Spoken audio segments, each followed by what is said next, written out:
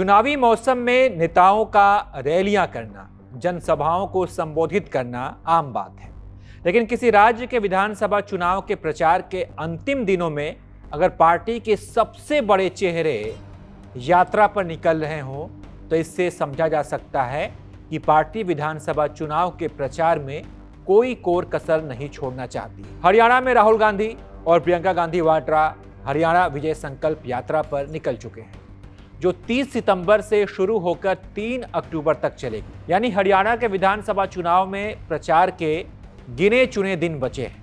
5 को तो वोटिंग होनी है और 3 अक्टूबर की शाम 5 बजे राज्य में चुनावी प्रचार थम जाएगा। ऐसे में पार्टी पूरी ताकत लगा रही है। हरियाणा में कांग्रेसी कार्यकर्ताओं का मानना है कि राहुल गांधी की लहर है और उनकी ताबड़तोड़ रैलियों से माहौल बन रहा है। वहीं दूसरी ओर भाजपा ने भी प्रधानमंत्री मोदी, गृहमंत्री अमित शाह, राजनाथ सिंह, यूपी के सीएम योगी आदित्यनाथ, असम के मुख्यमंत्री हिमंता बिस्वा शर्मा समेत तमाम बड़े नेताओं को पार्टी के चुनाव प्रचार में झोंका हुआ है।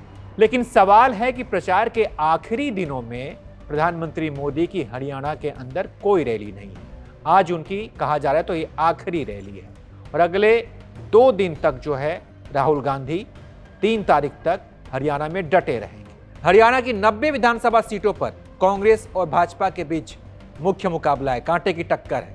तो सवाल यही है कि लोकसभा में विपक्ष के नेता राहुल गांधी और पार्टी की राष्ट्रीय महासचिव प्रियंका गांधी वाड्रा की हरियाणा में ये यात्रा भाजपा के लिए कितनी बड़ी चुनौती बनेगी। इस सवाल पर जाने से पहले इस यात्रा के बारे में जान लीजिए और फिर बात करेंगे कि कांग्रेस के द्वारा पिछले कुछ सालों में निकाली गई यात्राओं से पार्टी को क्या फायदा मिला है। हरियाणा विजय संकल्प यात्रा के पहले दिन राहुल गांधी और प्रियंका गांधी नारायणगढ़ से यात्रा उन्होंने शुरू की। यमुनानगर, मुलाना, कुरुक्षेत्र, लाडवा होते हुए शाम को थानेसर में जनसभा को संबोधित किया। इसके जरिए पहले दिन राहुल और प्रियंका अंबाला, कुरुक्षेत्र और यमुनानगर जिलों में पार्टी उम्मीदवारों के पक्ष में माहौल बनाने का काम किया। इन जिलों में कुल 12 विधानसभा सीटें आती हैं। 2019 के विधानसभा चुनाव में कांग्रेस को इनमें से 5 सीटों पर जीत मिली थी, जबकि 6 सीटें भाजपा और 1 सीट जेजेपी के खाते में गई थी। अब बात करते हैं कि इससे पहले कांग्रेस इस तरह की यात्राओं का क्या कांग्रेस को फायदा मिला है। राहुल गांधी के नेतृत्व में भारत जोड़ो यात्रा निकली थी, फिर भारत जोड़ो न्याय यात्रा निकाली गई और पार्टी का दावा है कि इन यात्राओं के जरिए कांग्रेस ने अपने कार्यकर्ताओं को एकजुट किया, उनमें नई ऊर्जा का संचार किया और इसका असर आपको लोकसभा चुनाव में देखने को मिला, जब कांग्रेस पार्टी की सीटों की संख्या में इजाफा हुआ था। तो उसने इसका श्रेय जो है कांग्रेस नेताओं ने इन यात्राओं को दिया। बताते चले कि राहुल और प्रियंका ने जिस जीटी बेल्ट से अपनी यात्रा की शुरुआत की है, उसे भाजपा का गढ़ माना जाता है। हरियाणा के अंदर भाजपा को 2014 और 19 में मिली जीत में जीटी बेल्ट का बड़ा रोल रहा।